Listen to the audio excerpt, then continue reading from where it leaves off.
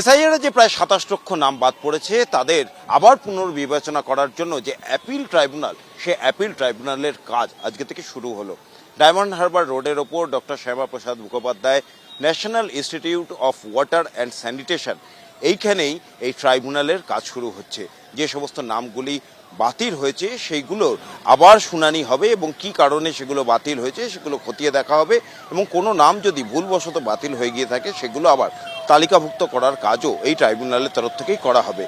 ১৯ জন প্রাক্তন বিচারপতি, তাদের নিয়েই এই ট্রাইব্যুনাল তৈরি হয়েছে এবং সুপ্রিম কোর্টের একটি কমিটি তারা নির্দিষ্ট করেছেন যে কোন পদ্ধতি মেনে এই ট্রাইব্যুনাল কাজ করবেন। সেখানেও প্রাক্তন বিচারপতিরাই এই পদ্ধতি নির্দিষ্ট করেছেন।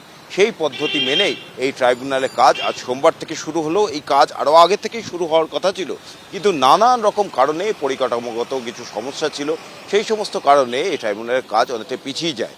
অবশেষে গতকাল প্রাক্তন বিচারপতিদের একটি দল এখানে আসেন এবং তারা দেখেন পরিকাঠামোগত সমস্ত প্রস্তুতি একেবারে শেষ, এবং তারপরেই আজকে সোমবার থেকে ঠিক এইখানে এই national Institute of Water and sanitisation, সেইখানেই এই ট্রাইব্যুনালের কাজ শুরু হচ্ছে।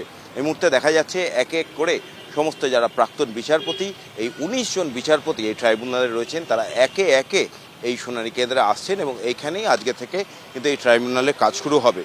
মোট ২১টি ঘর নেওয়া হয়েছে এবং সেই ২১টি ঘরেই মূলত এই ট্রাইব্যুনালে কাজ হবে। যে ২৭ লক্ষ নাম বাদ পড়েছে এসআইআরের থেকে, সেই ২৭ লক্ষ মানুষ তারা আবেদন জানাতে পারবেন। যেটা জানানো হয়েছে ইলেকশন কমিশনের তরফ থেকে যে সশরীরে না আসলেও অনলাইনে হোক কিংবা ডিএম অফিস মারফত হোক সেই আবেদন জানানো যাবে। এখন এই টানাপোড়েন কবে শেষ হবে, ট্রাইব্যুনাল থেকে যে ২৭ লক্ষ নাম বাদ পড়েছে তাদের মধ্যে দিয়ে কেউ ভোটার তালিকায় আবার ফিরতে পারবেন কিনা, আর যে নামগুলি বাদ পড়েছে তাদের অবশ্যই সে পরিণতি কী হবে, সেসব প্রশ্ন কিন্তু থেকেই যাচ্ছে। ক্যামেরায় দীপ্ত চক্রবর্তীর সঙ্গে ব্রতদীপ ভট্টাচার্য, এবিপি আনন্দ, জোকা।